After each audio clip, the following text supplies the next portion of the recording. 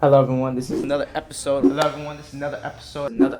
Listen to another episode of Let's Talk Sports with Tim McKain, where I have the special pleasure of interviewing very special guests. Good evening, good evening. You're listening to the Sports Cycle. You're listening to Believe in HBCUs. I believe.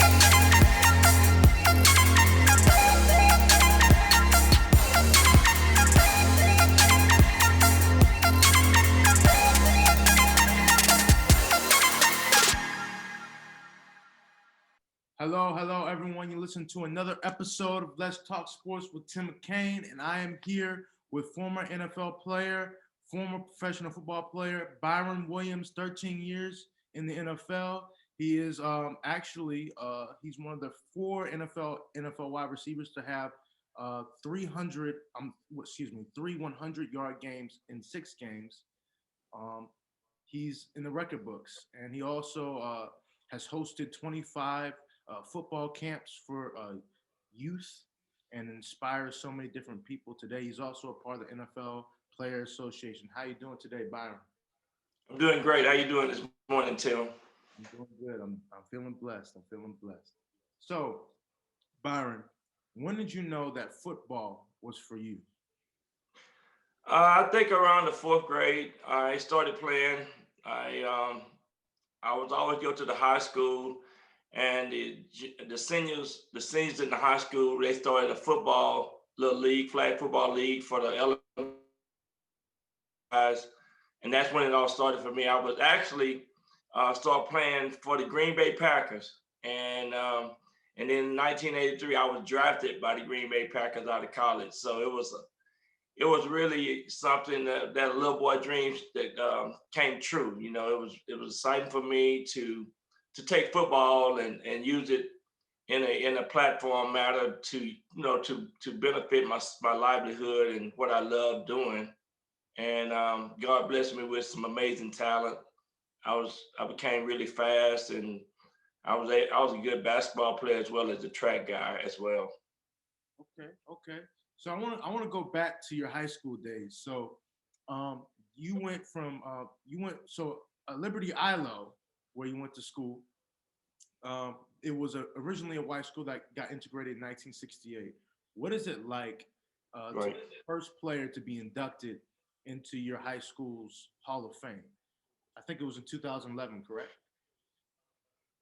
Correct. I get, in fact, it was five of us, my high school coach and the film guy, as well as Willie Till. Willie Till played at LSU and went to the Minnesota Vikings. He was 3 years older than I was, and it was really, growing up in the '60s and the '70s, back in those days. uh, the schools was integrated, and the movie Root when the movie I'll never forget this when the movie Roots came out.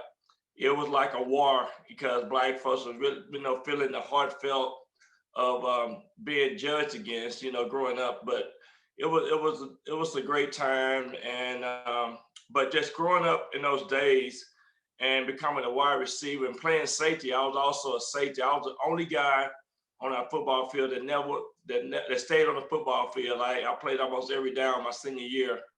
I That was makes you the best player. yeah, yeah. I was even the holder on the extra point field goal for the kicker. So it Wow. was it was it was really a good experience for me. It gave me a lot of confidence in myself, as well as I started setting goals early on, and I wanted to be one of the kids to go to college. I'm one of 10 kids. I'm the 8 out of 10. I have 7 sisters and 2 brothers, and I'm the first in my family to go straight from high school to college. So because of that, do you feel like you had a responsibility to take care? Because you're the oldest, I'm the oldest as well. So is there a certain amount of responsibility that you like? Hey, I have to be excellent. I have to be great because I got seven, nine, eight other siblings that are depending on me. Yeah, well, I'm on the back end. I'm the 8 out of the 10. Ah, But but yeah, my baby sister, she went to state in track as a freshman and got a track scholarship to North Texas. Then my younger brother played basketball, but I really felt that wasn't nobody giving us um, confidence or momentum to be to realize the talent that we had in our family. So I took on the responsibility to make sure that, everything stayed positive. I, went to church with my mom. My mom was a nursery in church. And I think that's what really started.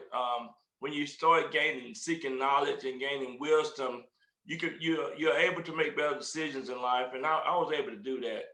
And that's why I'm so adamant about what I do now with the kids. Doing I go back down there every year, and there was my 26th consecutive year to do my youth football camps down there. People like Michael James is from my high school, and we got some great athletes from that high school. Trey Carson from that high school. We got about 8 to 10 NFL guys who have played in the National Football League from our high school. Wow, that's amazing. So, what inspired you to start your youth football camps? It started in 1995. I just wanted to go back and do something for that community, because when I was a kid, I knew how bad I wanted to I was like Drew Pearson and Lynn Swan and, the Steelers and the Cowboys, watch them every Sunday. And then after the football game, you go out there and make those catches, emulate some of the things that they would do. So I wanted to give those kids the same desire and the same vision that I had growing up. And I brought, the first couple of years, I brought Billy Sims down. I brought Tony Dorsett. I had all kind of NFL guys. Willie Davis, the great Willie Davis. I had a lot of great NFL guys come down and give speeches. Rod Smith is from the Texarkana, Arkansas side. Eric Warfield, he's from the Texarkana, Arkansas side. So that's great history. Jeremiah Trotter is from down there. That's great history of a lot of players from East Texas within a 20 to 35 miles radius of Texarkana and, Philip Epps. So I can go on and talk about a lot of guys that grew up down there that made it and did real well in the NFL and in track or whatever. But I wanted to go back and expose those kids to dream big and think big and have the possibility to live out your dreams. Yes, sir. Yes, sir. So you're a man of faith. So how does your faith impact your life currently, and how do you use your faith to help the young people of today? Well, unfortunately, when you go into the schools, they talk about not talking about your faith, but when you sit down and you talk to someone for 5 to 10 minutes, you know that they're walking with the Lord, they're trusting in the Lord. When I first left my hometown and went to college, it was a Division I, but not a major college. It was UT Arlington here between SMU and TCU. And the first scripture that I really poured into was my banner scripture was Proverbs 3, 5, and 6. It said, "Trust in the Lord with all your heart. Do not lean on your own understanding, but in all your ways acknowledge Him, and He will direct your path." And that's been a big part of my life. God have always directed my path. He done got me out of all type of situations, and I'm really so thankful. I got up in the middle of the night this morning praying. So I'm a prayer warrior. I believe in it, and I know He answers prayers because He answered my prayers. I got a powerful testimony. In high school, I got caught drinking my junior year at a track meet, drinking beer with some other guys, and coach got back to our high school. There was like 6 of us. Two of them was seniors, and 4 of us were juniors. And I was the only junior that told the truth that I did it. I'm guilty of it. And I had to run 50 miles. I had to run 50 miles in order to play football my senior year. Each mile I had to run under 8-minute mile, 7-minute mile. And so that first Monday I started off running 5 miles a day. I said, I'm gonna run 5 miles a day, coach. So from that Monday to that Friday, the first week I had ran 25 miles. On the second Monday, on the 28th mile, the coach said, "Byron, you didn't make that mile." I said, "Coach, I made that mile." But when I ran that extra mile, God told me I was gonna play pro football. Wow. And so that second Friday, I finished the 50th mile. I call it 50 plus 1. And because you never know when God gonna speak to you and something out of you gonna come out of you that gonna change your life forever. 2 weeks later, the coach came up to me and said, Byron, you know what? You made that mile. I just wanted to see if you were going to quit. And I told that coach then, I said, Coach, I didn't know this, and I know it now. God's gonna have me. I'm gonna play in the National Football League, and he just like was like amazed. And it was the same high school coach that would give me $20 every 6 weeks for making the AB honor roll. I didn't know why he was doing it, but he said, Byron, you're not such a great talented kid, but you're also a smart kid. And I graduated with a 3.8 GPA in high school. But my point is, God have continually to put people in my life and in my path that changed my life. My wife, we've been married 37 years. You know, I met her after right before my senior year. We've been married 36 years. I've been knowing her 40 plus years. And, you know, she was a big faith walker. She believed in Christ. Her dad and her mother grew up in church and taught her some of the things. So we basically been building our life around scriptures and everything. I got so many powerful testimonies, Tim. I could talk about it all day, but basically, you know, the 50 miles really changed my life. It really showed me to, you know, you got to make good decisions. You got to be around the right people. The little things really can set you apart in life and put you in a whole different atmosphere and success route for the rest of your life. Yes, sir. Yes, sir. So a couple of questions. So for one, do you use some of the coaching tactics that your coach used in high school with the kids that you mentor currently?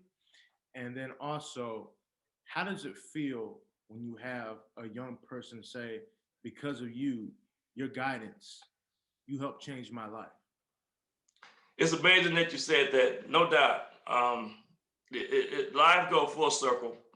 I have had kids walk up to me and tell me, Mr. Williams, you have changed my life. I have had kids call me. I have done football camps in all over the United States, in Chicago, LA, Houston. I did 8 camps for Terrell Owens. I just had Dante Whitner call me and say, Byron, I want to be a part of the NFLPA out in California because he's out there now. I did camps for him in Cleveland. I go to Cleveland almost every year and do camps. I did about 20, 30 camps in Cleveland, Ohio. Wow. I go into the inner city. We did a camp this past year in Miami at the Super Bowl. I went to the southern part of Miami. We did a free camp at the Super Bowl. I'm planning on doing a camp this year in Tampa Bay, going into the inner city and doing camps. But my point is, I done had parents to call me back and say, Byron, I don't know what you told my kid, but he's making his bed up now. He's taking the trash out now. Because all these kids need is love. They need someone to pour themselves in you and show you the greatness that you have inside of you. The one thing that people don't understand, that you can see the outer part of a person, but you can't see their heart. That's what I love about football. You truly play the game of football with your heart, your passion, and your desire. And that's what separates us. Yes, sir. Yes, sir. What? Hey, I just had to take all that in. That was really some powerful stuff. I just want to thank you for the service that you do, because you know, the world does not highlight brothers like you enough that help the community, that are faith based, that are men of value and character. So I want to acknowledge you and just say thank you for the work that you're doing. We really appreciate it. Thank you, because I'll tell you, it's really, you know, I've been a big part of my church since '91. When I first joined my church, I became an usher. The people didn't even know I played football. I just went in there and just started serving. So in 1997, they asked me to become a deacon, you know, and I was, you know, doing these camps and stuff, started helping doing the camp at my church.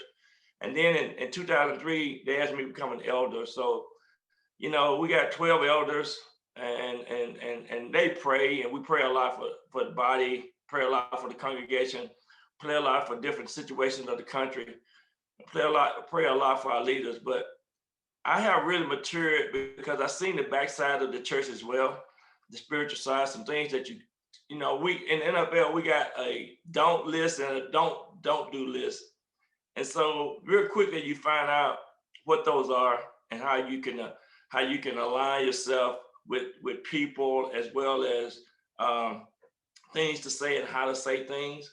But you know, I started my best wishes program.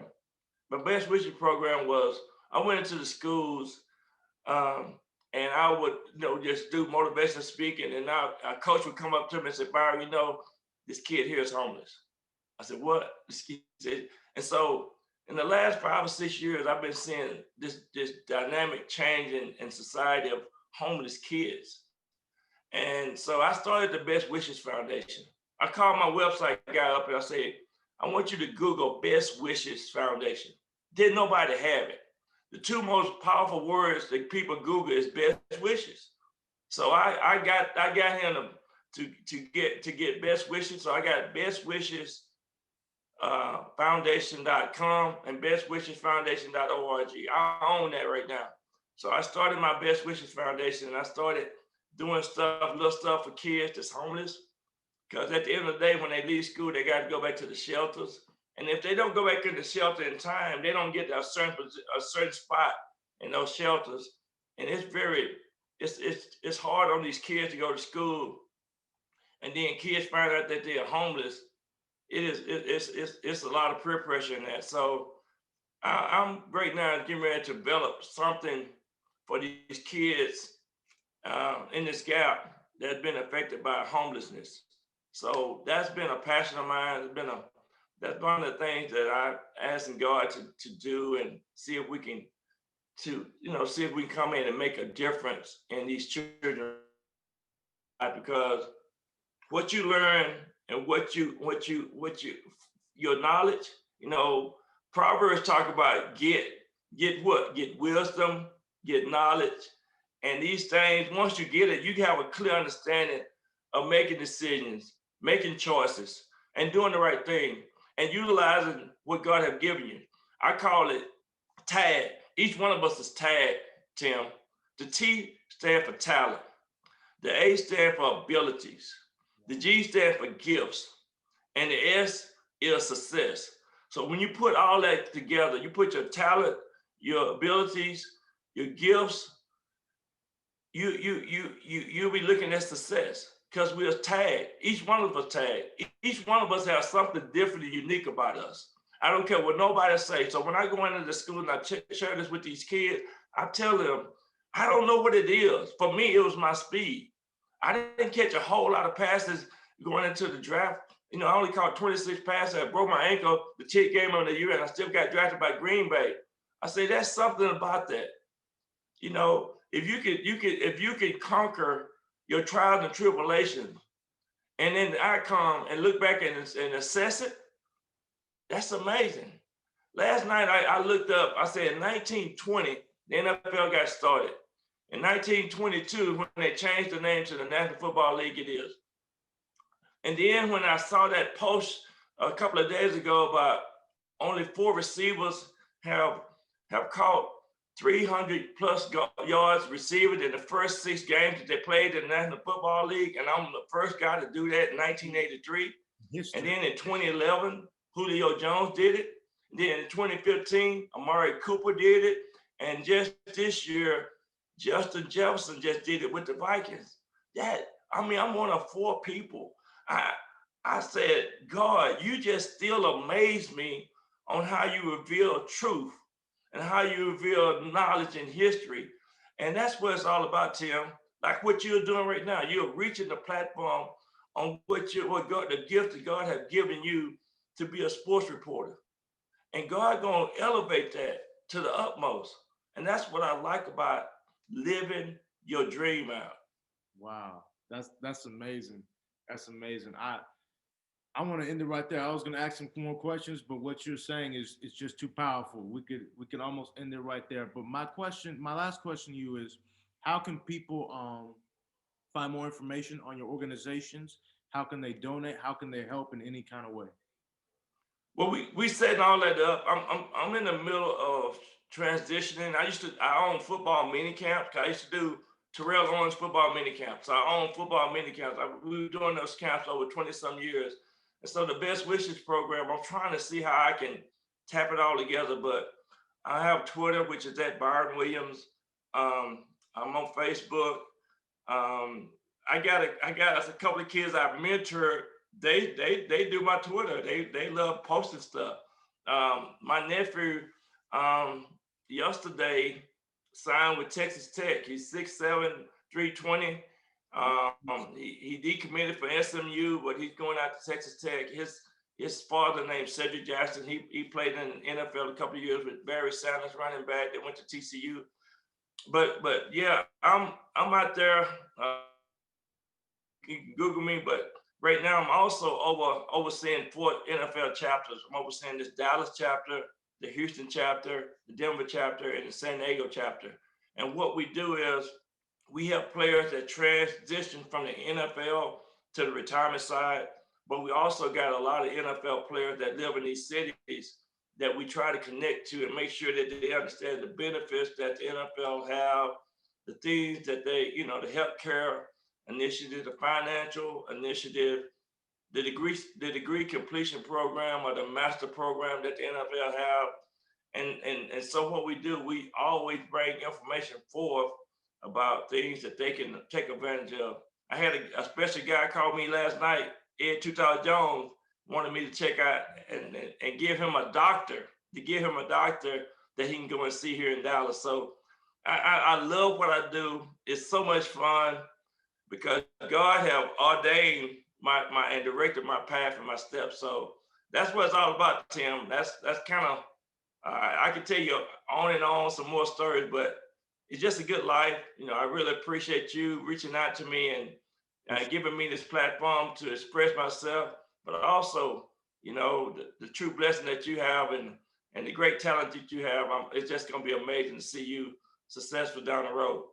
Thank you very much, Byron. I really appreciate you.